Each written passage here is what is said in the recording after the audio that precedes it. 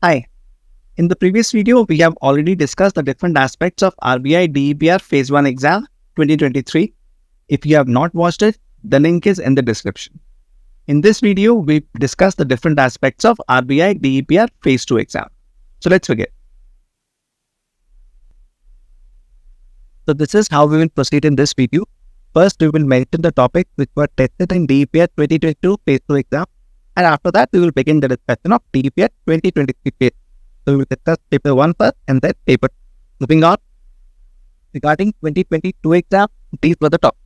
There was a question from producer's theory in which we had to determine the optimal quantity of Q, L, and K.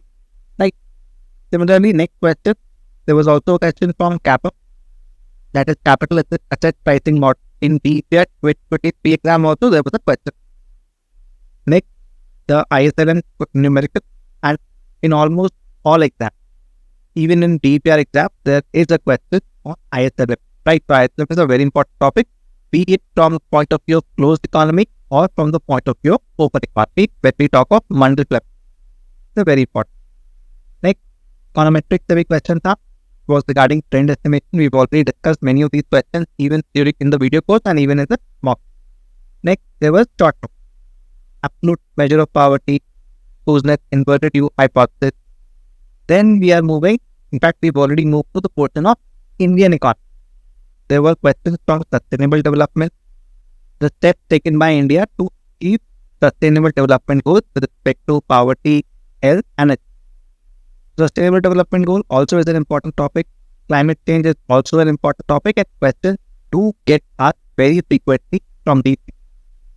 Then the Indian concept of financial stability. So you can relate this to the financial stability report which is released by RBI. We also shared this report on our Telegram channel. Next, the concept of women empowerment. Again, questions do get asked. What is to be noticed?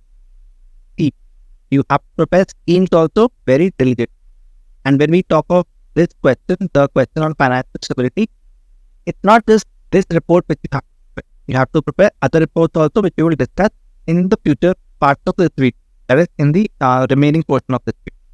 Then there was also a question on inequality. Again, it is a topic that is frequently tested in different exams.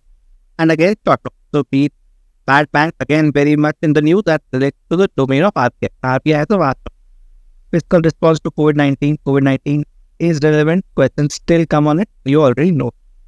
Monetary development, urban poverty alleviation policies, and impact of COVID again on different. Right. So this is what was asked last year, and even this year, all these things remain relevant. So let's go ahead and see how do we go about preparing the two papers of phase. Moving on. You already know that in phase 2, you have to appear for 2 papers. Both these papers are going to be of 120 minutes and 100 marks. In the first paper, you will have to answer questions from microeconomics and macroeconomics, while from the second paper, you will have to answer papers from quantitative, skills, and Indian economy. Right. Now, for both of them, question papers will be displayed on the computer screen and you have to write answer on a paper. Most probably, you will be given ruled sheets of paper to write answers, unlike UPSC wherein you have to write answers on blank sheets. So that means in terms of syllabus, the things that are coming, you've already prepared them for phase 1. Most of them. For example, you prepared micro, you prepared macro, you prepared quant, and you prepared some bit of Indian economy. So now let's go ahead and have a look at all these subjects one by one. Moving on. So you already know that in paper 1, you will have questions from 2 topics, microeconomics and macroeconomics. So let's discuss microeconomics first. You already have the syllabus in front of you. Now, the same syllabus you've already prepared for phase 1. If you have done your preparation properly, if you have followed the suggestion which I gave you in the video course, that is, first prepare the definition or the meaning of the concept. Then you go to how to put that through a diagram. So using the definition, you will be able to draw the diagram. Then you think of numerical based questions. Using the meaning and the diagram, you will easily be able to solve the numerical based questions. If you have followed this advice, I think your preparation is already done. You don't have to read too much. Just go to practice. However, if you followed a different approach for preparing the phase 1 portion, then you might want to, or you might feel a little less confident with what you've studied in the phase 1.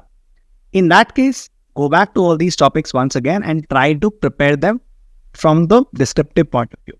So how I would have done if I was in your place, see, you already have the topics listed. Now, in the first step, what I will do is I'll spend 4 or 5 days and wrap up all these topics. Because I have read these topics once, I have a decent understanding of where I should go to prepare these topics. I might already have made notes from the videos, so I have something to fall back upon. If not, I'll have to go through the books. So whatever your preferred source is, go to that and prepare these topics first, spending, let's say, 4 or 5 days. Once you spent a decent amount of time, let's say 3 days, 4 days, 5 days, and prepared these topics, after that, you have to begin the practice. How should you go about practicing it? My suggestion is that pick up each topic one by one and then put that in your rough notebook. For example, let's say you pick up the topic of income and substitution effect. Then pick up your rough notebook, write the heading as income and substitution effect. Then write whatever you know about this topic in your rough notebook. So how will you begin? You have to cover everything about income and substitution effects. How do you begin? So first you will explain what is income effect, what is substitution effect, what is price effect. Then you will begin the next step, which is how do we measure income and substitution effect? Why is it relevant? So then you will tell us, first you will tell me the meaning. Then you will tell us the different methods of segregating price effect into income and substitution effect. So you will mention about Slutsky's approach, you'll mention about Hicksian approach. Even under Hicksian approach, there are different things. For example, there is one thing known as CV, there is one thing known as EV. Then you'll be talking about these also. Of course, not. So you'll be talking about these also. After that, you will tell us the difference between the Slutsky's approach and the Hicksian approach to measuring the, let's say, the substitution effect. Once you do that, then you'll go to the diagrams. When you're discussing the diagram, not just one diagram, you have to draw diagrams for different cases. For example, you have to draw a diagram when both goods are normal. You have to draw a diagram when one good is normal, the other good is inferior. You have to draw a diagram when one good is normal and the other good is given. So your diagram part is done. Then you go to numerical based questions and try to solve some questions on this, both. So let's say using CV method, using EV method, as well as using the Hicksian the Slutsky's approach. Once you do that, then this topic is ready. Now, what I mean is that you put only the heading and don't see the notes after that. Write these things on your own without seeing the notes. If you are able to write all these things without referring to your notes, then that means this topic is already prepared for you. On the other hand, if you are not able to write the entire portion, let's say you get stuck.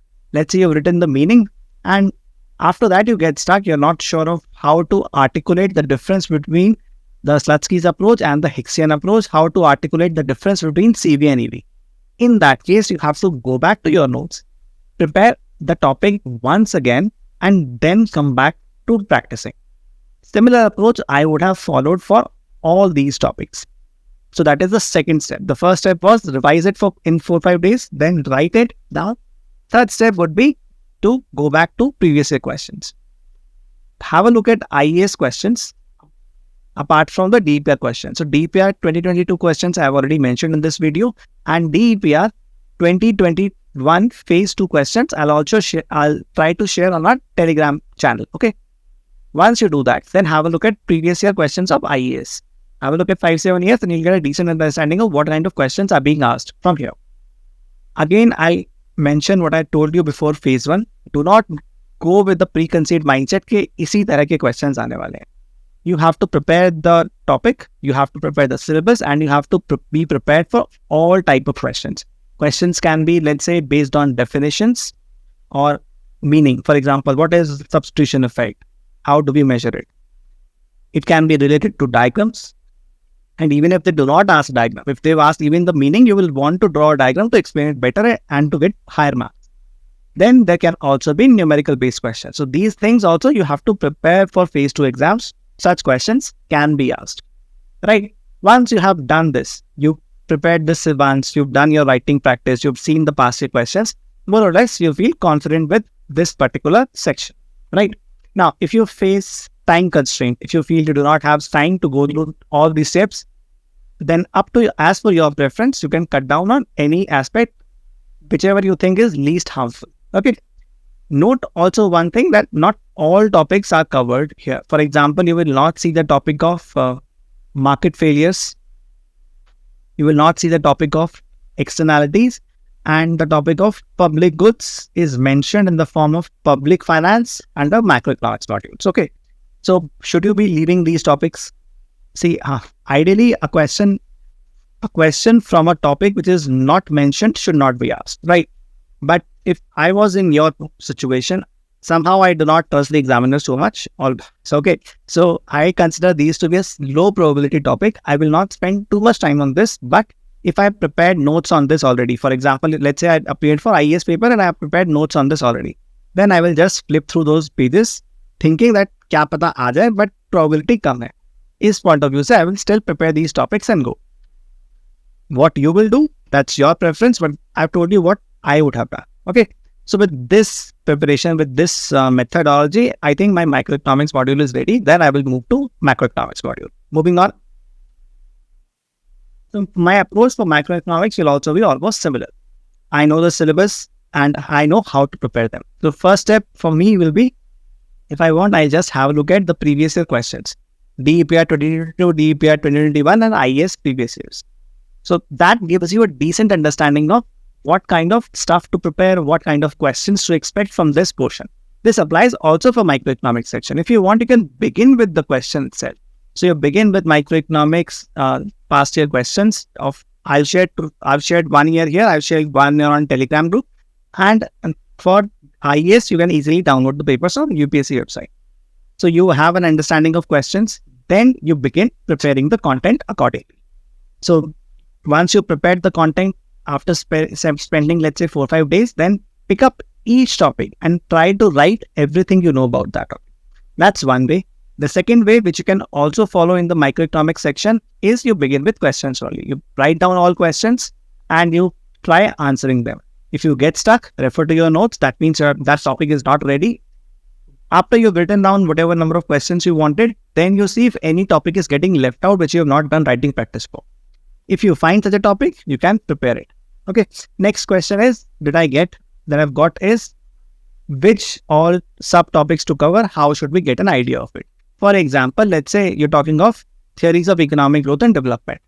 Now, you many a times you feel that बताया नहीं हुआ कौन से growth theories पढ़नी है, development theories पढ़नी है. So that's true, but for me, the guiding principle would have been my IES syllabus. I will go back and prepare all those theories which are mentioned in IES syllabus. That's my approach. If you differ, of course, you can go. Similarly, for theories of international trade and everything else, right? For me, wherever there is something which is not clear, my guiding principle is the IES syllabus, and that's what I would suggest you also. The topics that I feel are more important. For example, let's say in the international portion, I know that questions from Mundell-Fleming model, that's a routine in such examinations. So I'll spend more time on preparing those topics.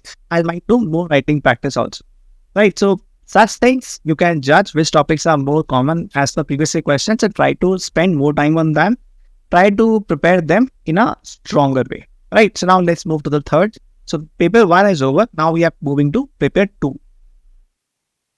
In paper 2, the first component is the quantitative methods. Now, in this portion, most of the things are already covered in your phase 1. So this portion you've already prepared in phase 1, and even this portion you've already prepared in phase 1. In here, you've already prepared regression analysis. Now, you are sending questions regarding panel data is a huge topic. How much should we cover? Similarly, other topics. So my suggestion is that if you have a look at the book list recommended by RBI, they mentioned 2 books primarily. First is, of course, Gujarati, and the second one is Woolridge. So if I was in your shoes, I will try to cover these topics from these 2 books. This applies even for other topics. For example, basics of Bayesian econometrics. Now, Bayesian econometrics in itself is a huge topic, like you already know. At the same time, this topic is not taught in, I think, most colleges who are teaching this in undergraduation and post-graduation, right?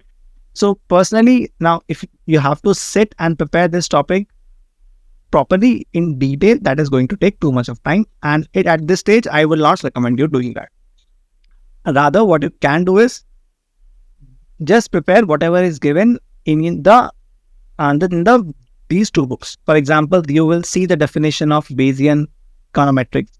You will see the difference between Bayesian and classical approach to econometrics. So that much you should prepare. You should be able to write a descriptive answer also on this, right? Then you just Google for the basics of Bayesian econometrics and pick up the things which are coming in the first few pages. Just go through a few articles and prepare this content, right? I also try to share some links. Similarly, this topic, application of artificial intelligence and machine learning. This topic also, I think at this point of time, it is better to prepare from descriptive point of view. Just Google application of artificial intelligence or machine learning separately in all dimensions related to the domain of RBI. Okay, if you want, you can also use ChatGPT for it. I have shown you in the essay course how do we do that. Okay, so just Google and try to form a descriptive answer on this. Try to gather some points which, if a descriptive question comes, you can use to write an answer. Let's say a question comes, what are the uses of, or how do we use artificial intelligence in the banking industry? So you should be able to write an answer. Similarly, for all different segments related to the domain of RBI, you should have an understanding of how artificial intelligence and machine learning is useful in that field, right? That's how I would have approached. I will also try to share some links on this with you. For the remaining portion, that is for, let's say, this portion or this portion, you already know, you already prepared these things. So go to the standard books in these chapters, try to read what is there. So you should understand the concepts, then try to practice all solved numericals. That's the approach which I would have followed. And if you agree, you can also follow a similar approach. If you were enrolled in our test series, you can also have a look at the questions that we have included there. You can also have a look at the IAS past year papers. You'll get some understanding of the kind of questions which have been asked. Okay. So with that setup, 3 out of the 4 topics of your phase 2 are already over. And now we are left with Indian economy. So let's move ahead to that. About Indian economy, I have received the maximum queries. So I will try to answer them in this portion. Now, questions from Indian economy are asked in almost all examinations, right? Be it the UPSC examination, be it the IAS examination, be it the RBI examination. So Indian economy stays the same, but the kind of questions that are asked do differ. For example, in the IES exam, there are questions from the static component as well as from current component. So when I say static, I mean things which have happened a lot back in time. For example, let's say from 1947 till whatever, let's say 2020.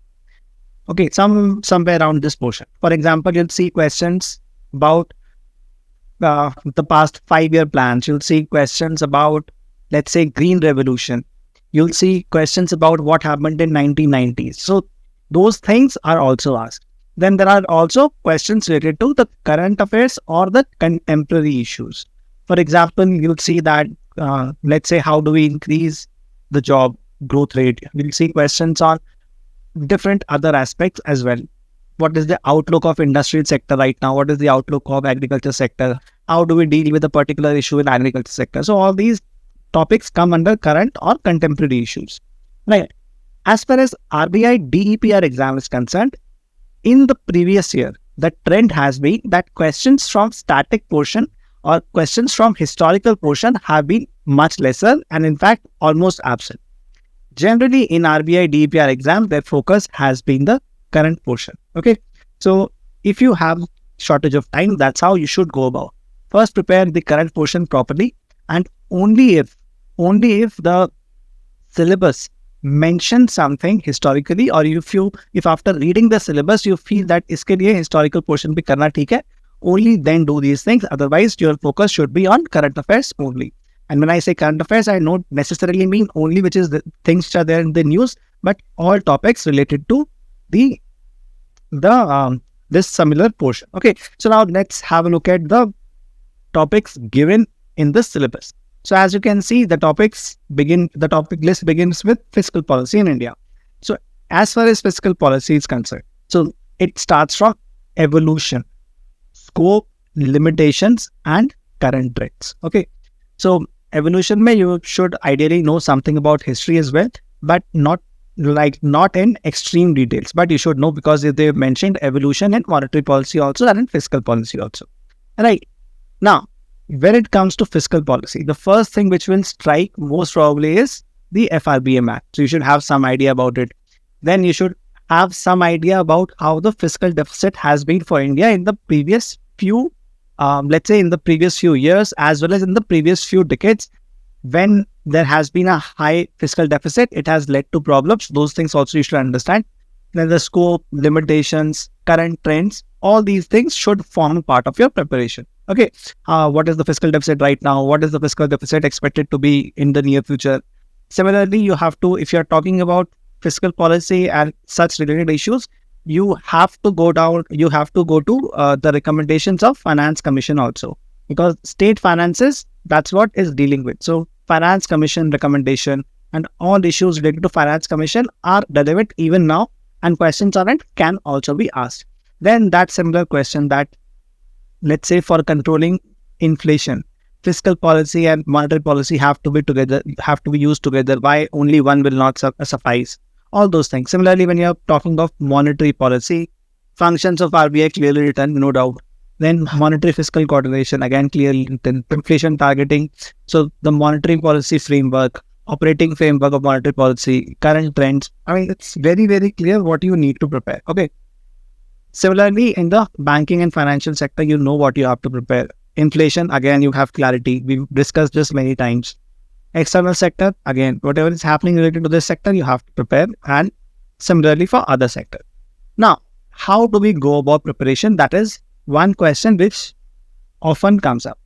So if I was in your position, I will follow this particular approach.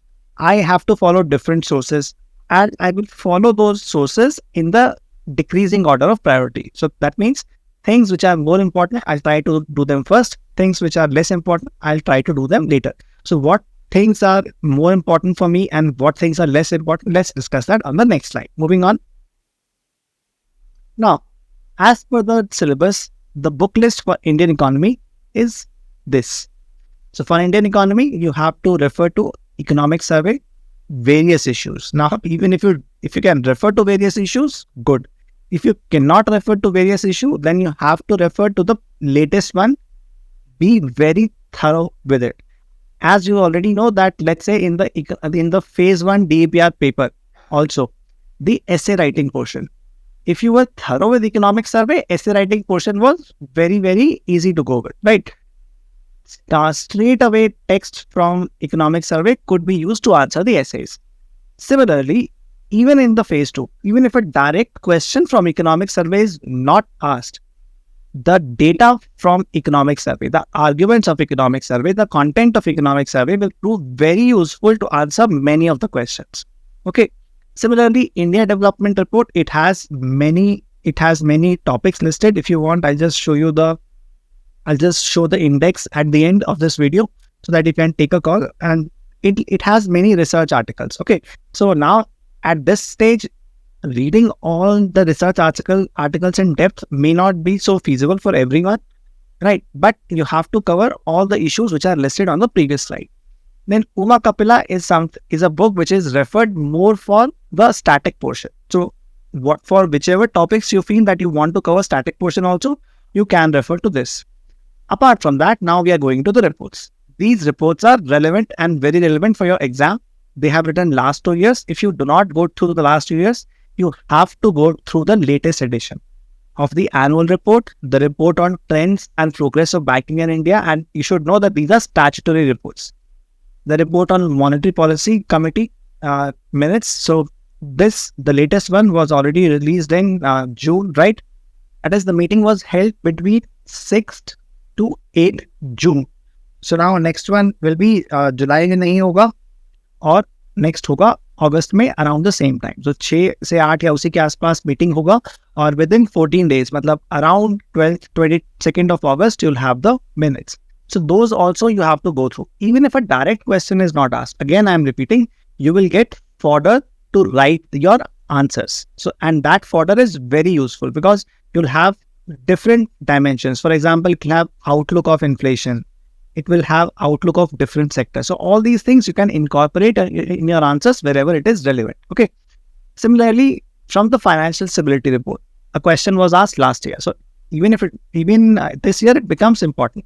I've already shared its PDF on our Telegram chat. Okay. Now, the next question. How should you go about these reports? See, if you decide to go through these reports word by word, it is going to take too long a time. And that's not even advisable at this stage. So ideally, you should decide how much time you want to devote. Let's say you decide that I want to devote approximately or at most 2 hours to go through each of these reports in the first instant, that is in the first reading. So in that first reading, your task is not to learn the stuff. Your task is, I will skim through it and I will identify what is relevant for me. Whatever is relevant, I'll mark it or I'll highlight it or whatever, something like that. Right? Within these 2 hours, you have to identify the stuff which is important for you. After that, you just have to spend time on preparing it. You might spend another 2-3 hours there and then. So once you spend 5 hours or 6 hours, one report is ready. Similarly, spend a total of 5-6 hours and the other report is ready. Now, after 2-3 days, it is likely you would have forgotten what you read. So go back to it again and revise. Similarly, after 2-3 days, go back to it and revise. So once you have done a few rounds of revision, the stuff will get stuck to your brain. Okay, so that's the approach, how I would have gone about it. Also, apart from these mentioned reports, I'll go through some other documents as well to collect my fodder. That list includes RBI Bulletin as well as RBI latest few speeches. Okay. Then reports released by, let's say, IMF or World Bank or similar international organization dealing with economy reports recently. Right. Also, I will go through the UPSC Civil Services Exam, जो monthly current affairs आते हैं, उनके जो monthly modules different institutes release. So see the index and then decide whatever topics are relevant for you, go through them. And the stuff that we have discussed in our essay portion, all those things remain valid even here. So the purpose of having that essay course at that point of time was this only, that some of it will be useful for your essay preparation and the remaining stuff will come handy for your Indian economy preparation. So for Indian economy, all those topics remain relevant. Okay. So you can consider going through them and preparing it. Now, when you are writing an answer, let's say there is no word limit specified. If there is no word limit specified, then how will you write? Again, it's not about how many words you have to write. You have to decide how much time to devote to it. So divide and see how much time you can devote depending upon the marks allocated to that question. For example, let's say if it's a 20-mark question, if it's a 20 minutes paper and 100 marks is the limit. So per mark, so 1 mark is equal to 1.2 minutes. That means for 5 marks, you know how many minutes you have. For 10, you know how many minutes. 15 marks, you already know how many minutes. Divide accordingly and decide how much time you want to devote to it. And then you spend that time in writing the answer. Write as much as you can, write as well as you can. And when you're writing, you might want to draw some diagrams, or if you have practiced them, some list, something of that sort, you can consider doing if you have done it, if you have practiced it. Right. So now what I'll do is I'll just summarize how I would have gone about Indian economy preparation on the next slide. Moving on. Let's say for Indian economy, I will not begin with the static portion. I will begin with current affairs only. So how I will begin is, the first step for me will be to go through UPSC Civil Services Exam monthly current affairs. And from that, first see the index and decide the topics which are relevant for you. Now, how many months will I go? Maybe 5 to 10 months. And the thing is, the more relevant things are which are absolutely going on in recent times. That's the first thing. Second, once you have covered the monthly magazines of 1 or 2 months, then you will feel that in the remaining months, most of it is repetition and new topics are very less. For example, every month you will see the topic of inflation is there. Every month you'll see the topic of depreciation is there. So these things are going to stay. It's just that some bit of content might vary and I will try to incorporate what is varying. Okay. So make a list of topics and pick up the content related to these topics from these magazines itself. After that, see if the content is sufficient and if the content is good. Now, whenever you are referring to these particular monthly magazines, please keep in mind that this content has been prepared by someone like you and me only, in the sense that those people are themselves not too experienced, themselves not too old. So do not copy or do not go blindly by whatever is written. Pick up points only if you agree with them, right? That's the first thing. Second, it is possible that you will read something which you feel is incomplete, or you might also go through some of the topics and you might feel that you need to add a few points, or let's say you feel that this point is not so right. So drop that point if you feel it's not right. If you feel it is incomplete and you want to supplement it with some information, feel free to do it. So my first step will be to go through these magazines and pick up topics, pick up the content. For example, now I might come across some topic which is known as internationalization of rupee. Now, when I see this topic, I'll see the different aspects related to it. I have to prepare all the aspects because a question can be asked on any one aspect. And of course, I have to go prepared with all because I do not know which aspect will there be a question on. At the same time, when I see this topic, I will see some related issues also. For example, if I see this topic, I might come across an issue of capital account convertibility. So now I understand that capital account convertibility is getting linked to this topic. So that's an important topic. I will want to cover capital account convertibility on mine. So the topic of internationalization of rupee and capital account convertibility, some links related to this I've also shared on the Telegram channel. So if you want, you can just go to that Telegram channel, go to the link section and decide whichever links you want to pick up. And I do share such links, whichever I find more relevant. Okay. Also, at the same time, you can consider going through the previous year, some of the data which has been released. The survey data. For example, let's say NFHS results came out. Okay, recent round of NFHS. You should have some understanding of what those results were, because who knows, a direct question can come on it. And even if a direct question does not come, then that data you might find useful somewhere. So important data points, for example, what is the total fertility rate, or some important data points you should pick from these results and keep.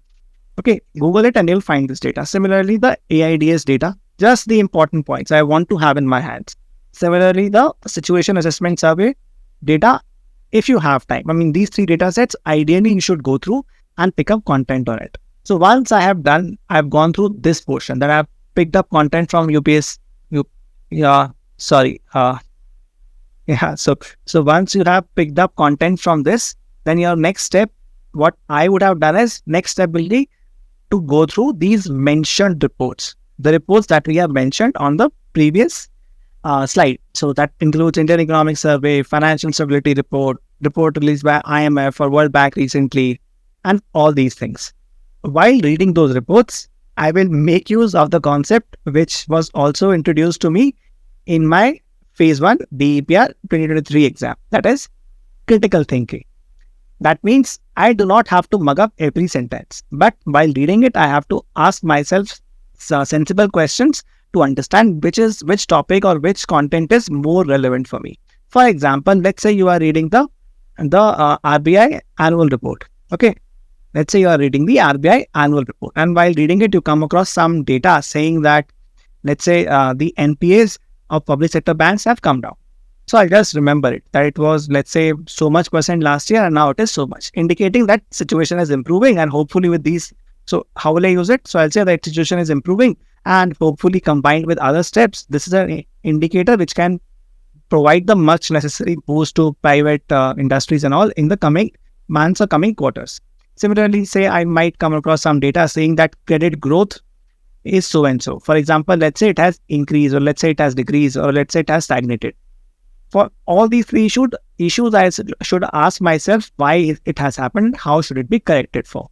So if, let's say, credit growth has stagnated in public sector banks, and let's say credit growth is much higher in private sector banks, then I should ask myself, what is the reason? How do we correct for these things? So critical thinking will help you cover the content of these reports in a much more efficient way. Apart from that, you have to treat the entire content as fodder. Even if a direct question does not come from these reports, you'll find very important fodder. For example, let's say in any text or in any report, you have situation of economic outlook of the international arena or the global arena.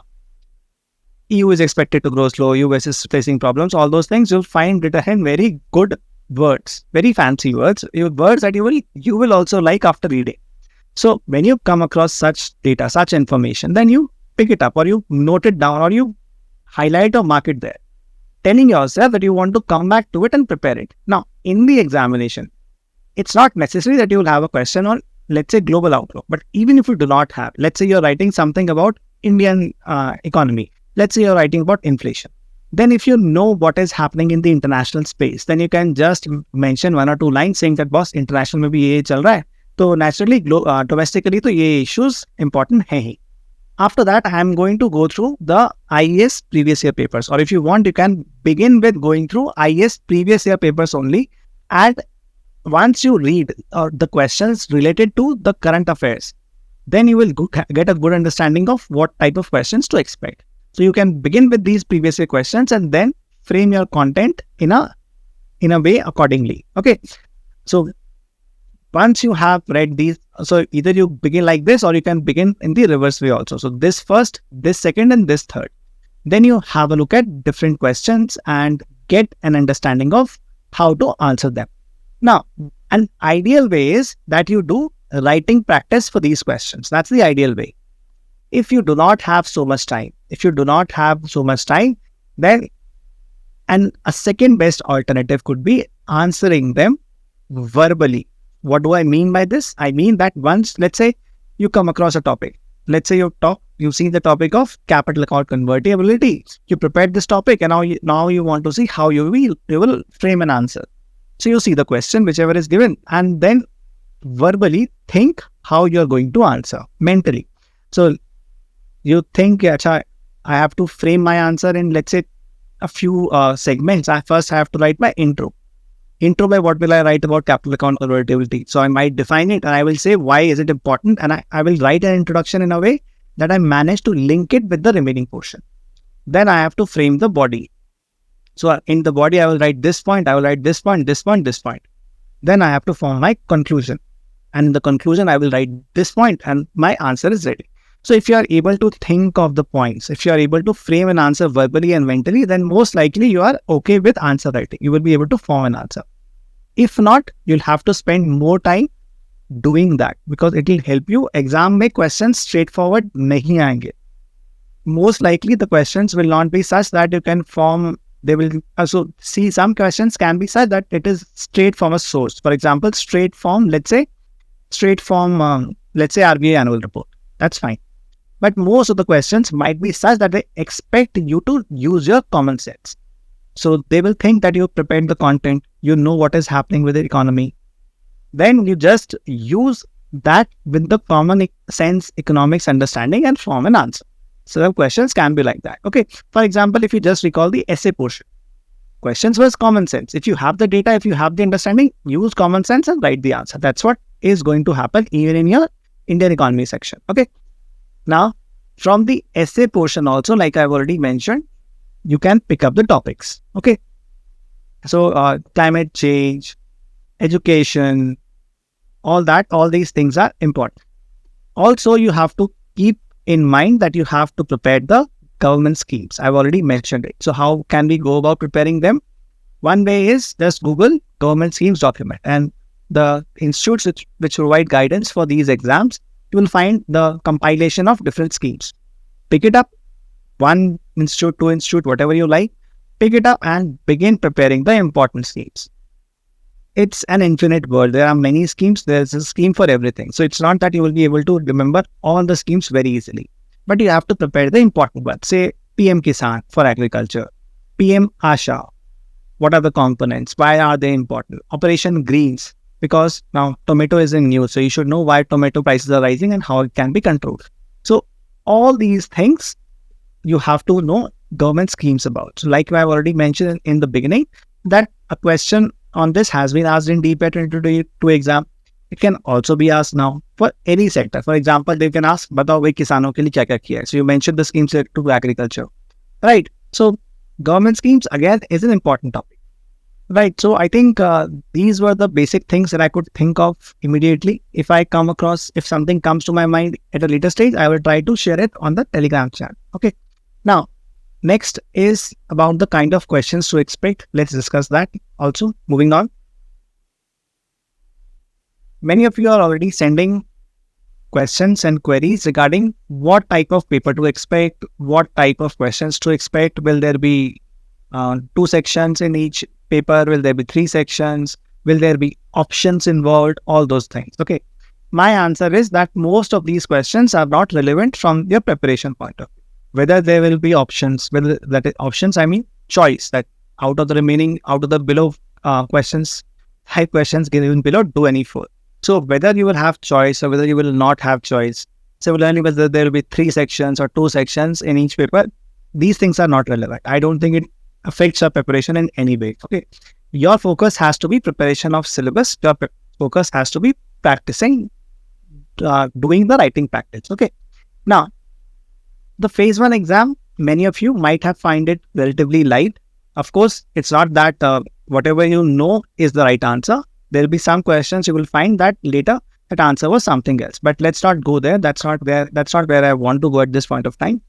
My argument is simple, that an examiner wants to form the paper in a way that the true potential of a candidate comes out. Okay. Phase 1 is already over. That means 50% of the examination portion is already over, 200 marks. Remaining 200 is going to be phase 1 and phase 2, and then there will be interview. Keeping that in view, the examiner will set the paper with that objective only. The examiner wants to differentiate higher quality candidates from lower quality candidates. Keeping that in view, there will be some questions which will be absolutely straightforward. There will be some questions which will involve some bit of thinking. Right? Sometimes the question paper can be lengthy also. For example, let's say the paper 2, there will be some numericals, there will be Indian economy portion also. Now, if you end up spending too much time on the numerical, then you might end up losing the time devoted to Indian economy, and that is going to cost you if that happens. Right? So basically, the question paper will be most probably a mixture of some easy questions and some thinking questions involving thinking. Okay, prepare accordingly. Try to cover all dimensions. You have to begin with the basics, the definition, the diagrams and all. Build towards numericals, and you have to do some writing practice. After that, you have to prepare content for Indian economy. That's your job.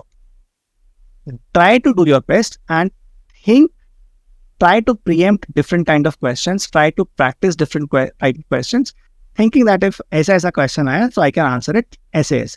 Okay, that's all that is there in your hands, and that's all you should be thinking. How many sections, choices or not choices, those things are not relevant. Just focus to do your best, and I think at this stage, that is what is going to matter.